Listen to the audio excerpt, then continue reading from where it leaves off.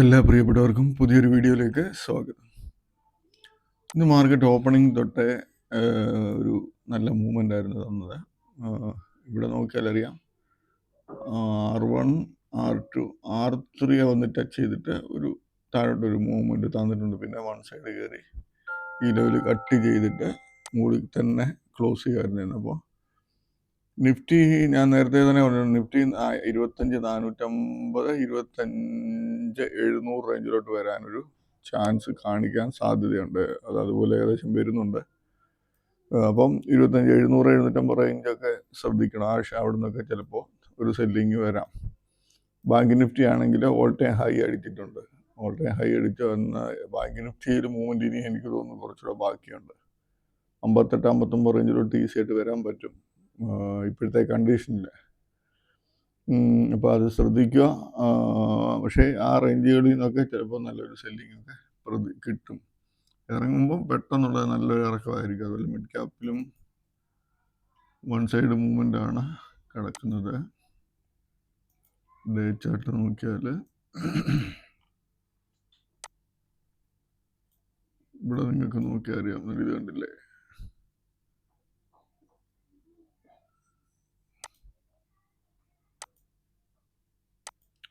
ഈ ഒരു line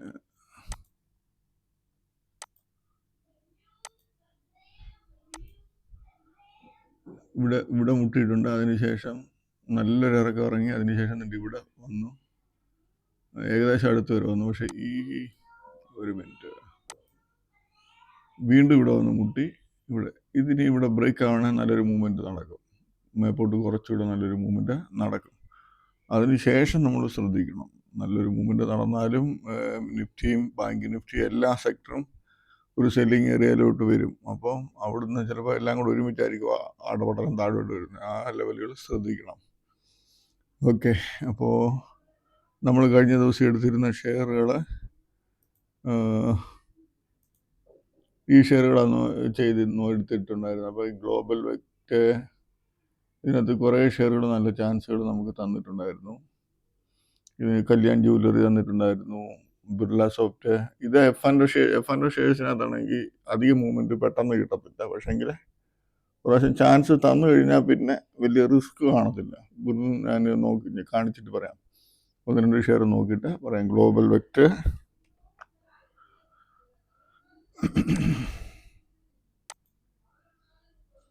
global വെക്റ്റിനകത്ത് നല്ല ചാൻസ് ആയിരുന്നു.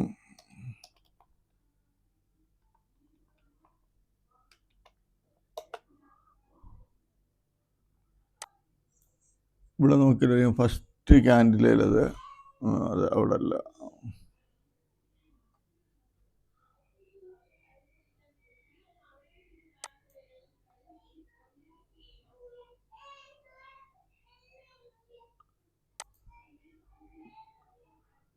നെറ്റ് ഇച്ചിരി സ്ലോ. അതെ, ഫസ്റ്റ് ക്യാൻഡിലത് ഹൈ അടിച്ച് ഇറങ്ങി, പിന്നെ തിരിച്ച് കയറി ഹൈ അടിച്ചു, പിന്നെ വൺ സൈഡ് തിരിച്ച് പഴയ ലെവലിൽ തന്നെ ഇറങ്ങി. അപ്പോൾ ഇവിടുന്ന് നല്ലൊരു മൂവ്മെൻറ്റ് 71.55 രൂപ വരെ വന്നു. നല്ല മൂവ്മെൻറ്റ് അതിനകത്ത് കിട്ടിയിട്ടുണ്ടായിരുന്നു ഗ്ലോബൽ വെക്റ്റ്. അതിനുശേഷം കിർലോസ്കർ ബ്രദർ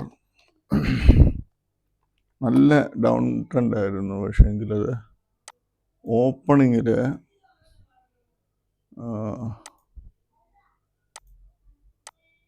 ഈ ക്യാൻഡിലാണ് ഓപ്പണിങ്. അത് ഏകദേശം ഹൈയുടെ അടുത്ത് വരെ വന്നു. പക്ഷേ എങ്കിൽ പിന്നെ വൺ സൈഡ് ഇറങ്ങി. പക്ഷേ നോക്കി നിൽക്കുന്നവർക്കൊക്കെയാണ് നല്ല ചാൻസ് തരും. പക്ഷേ CPR അനുസരിച്ചാണെങ്കിൽ അറ്റ്ലീസ്റ്റ് പ്രീവിയസ് ഡേ ഹൈ അടിച്ചിട്ട് ഇറങ്ങുകയാണെങ്കിൽ മാത്രമേ ചെയ്യാവൂ. എക്സ്പീരിയൻസ് ഉള്ളവർ മാത്രമേ ഇവിടെ ചെയ്യാവൂ. ഇവിടുന്ന് ഇറങ്ങുന്നവർ കാണുമ്പോൾ നമുക്ക് ഹൈയുടെ മുകളിൽ സ്റ്റോപ്പ് ലോസ് ഇട്ട് വേണമെങ്കിൽ എടുക്കാം. പക്ഷേ എങ്കിൽ ആ സമയത്ത് നമുക്കത് അങ്ങനെ തോന്നണം. അപ്പം അതിലങ്ങനത്തെ ഒരു ചാൻസ് ഒന്നും. ജയ്ബാലാജിക്കകത്ത് ചാൻസ് നല്ലത് തന്നു. അതിനുശേഷം തിരിച്ച് കയറുക ചെയ്തിട്ടുള്ള ഷെയർ.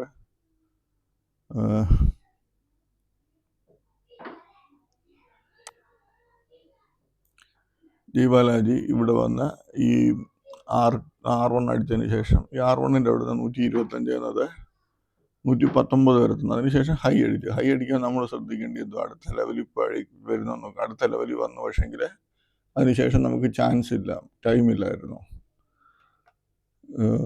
സൊളാര എന്ന് പറയുന്ന ഷെയർ SOL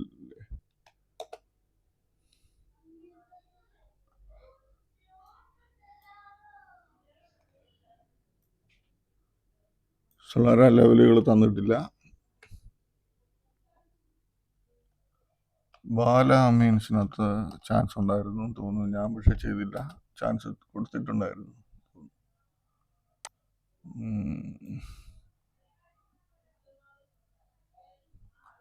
ഇല്ല, ചെറിയ ചാൻസേ ഉള്ളൂ. എൻ്റെ ഇവിടുന്ന് പ്രീവിയസ് ഡേ ഹൈഡ് 1697 83 വരെ വരുന്നുണ്ട്. പിന്നെ തിരിച്ച് ഹൈ അടിച്ചു, അടുത്ത ലെവലിൽ പോയി, ലാസ്റ്റ് ടൈമിൽ അടുത്ത ലെവലിൽ പോയി നിൽക്കും. അപ്പോൾ അതിനകത്തൊന്നും ചെയ്യാനില്ല.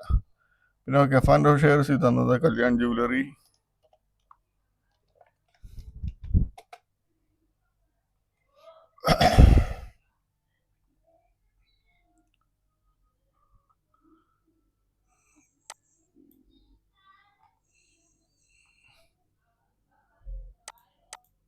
കല്യാൺ ജുവലറി ഓപ്പണിംഗ് ക്യാൻഡിൽ ഇവിടെ ഇത് ചെയ്തിട്ടുണ്ട്. പ്രീവിയസ് ഡേ ഹൈ അടിച്ചിട്ട് അവിടുന്ന് 442 എന്നത് 34 വരെ വന്നിട്ടുണ്ട്. അതിനുശേഷം പുതിയ ഹൈ അടിച്ചിട്ട് തിരിച്ചിവിടെ ഇറങ്ങി.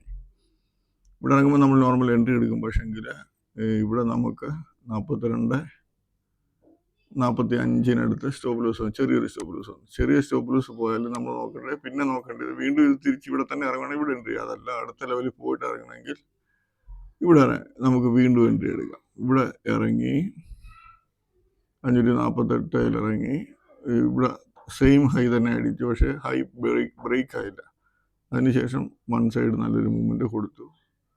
നല്ല മൂവ്മെന്റ് അതിനകത്തുണ്ടായിരുന്നു. അതുപോലെ വേറെ ഷെയർ CSC എന്ന് പറഞ്ഞ ഷെയറും അതും ചെറിയ മൂവ്മെന്റാണ്. പക്ഷേ നമുക്ക് നോക്കിയിരിക്കുന്നവർക്ക് കുഴപ്പമില്ലാത്തൊരു രൂപ, 1.5 രൂപ, 2 രൂപ ഉള്ള നമുക്ക് വോളിയത്തിൽ നമുക്ക് ട്രേഡ് എടുത്ത് പെട്ടെന്ന് ഇറങ്ങി മാറാൻ പറ്റും. നെറ്റ് ഇച്ചിരി സ്ലോ ആണെന്ന് തോന്നുന്നതാണ്. ഇത് ലേറ്റ് ആകുന്ന സാധനം.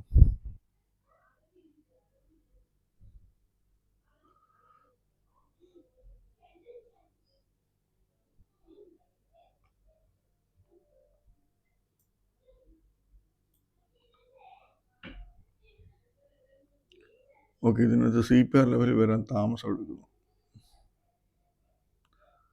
ഓക്കെ, കുറച്ച് ഷെയറുകൾ നമുക്ക് ഇതുപോലെ കിട്ടിയിട്ടുണ്ടായിരുന്നു. വലിയ കുഴപ്പമില്ലാത്ത രീതിയിൽ മൂവ്മെന്റ് ഇവിടെ വന്നു. ഇവിടെ രണ്ട് പ്രീവിയസ് ഡേ ഹൈ അടിച്ചിട്ട് ഇവിടെ ഇറങ്ങി 173 നമുക്ക് 171 വരെ വന്നു. അതിനുശേഷം വീണ്ടും അടുത്ത ലെവലിൽ പോയി, അവിടുന്ന് വീണ്ടും 171 2 പ്രാവശ്യം നല്ല ചാൻസ് കൊടുത്തിട്ടുണ്ടായിരുന്നു. അതുപോലെ വേറെ ഷെയറുകൾ തന്നിട്ടുണ്ട്. പറയുവാണെങ്കിൽ ഏതാ, ആരതി ഇൻഡസ്ട്രീസിനകത്ത് ചാൻസ് തന്നിട്ടുണ്ടായിരുന്നു. മാക്സ് ഹെൽത്തിനകത്തുണ്ടായിരുന്നു.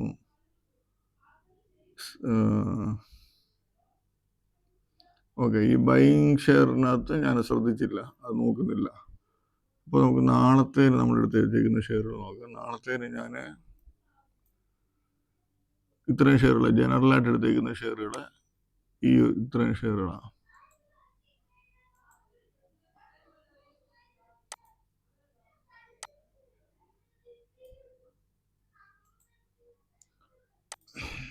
ഇതിനകത്ത് എല്ലാ ഷെയർസിനകത്തും നല്ല ചാൻസ് കിട്ടാൻ സാധ്യതയുള്ള ഷെയറുകൾ. പ്രത്യേകിച്ച് ഫസ്റ്റ് ക്രൈ എന്ന് പറയുന്ന ഷെയർ, പക്ക എന്ന് പറയുന്ന ഷെയർ, ഓൺവാടെക് എനിക്ക് തോന്നുന്നു ഈ R2 വന്നിട്ട് കിട്ടുവാണെങ്കിൽ നല്ലതായിരിക്കും. R2 റേഞ്ച് വന്നിട്ട് കിട്ടുവാണെങ്കിൽ നല്ലതായിരിക്കും. ജയ്ബാലാജിയും എനിക്ക് തോന്നുന്നത്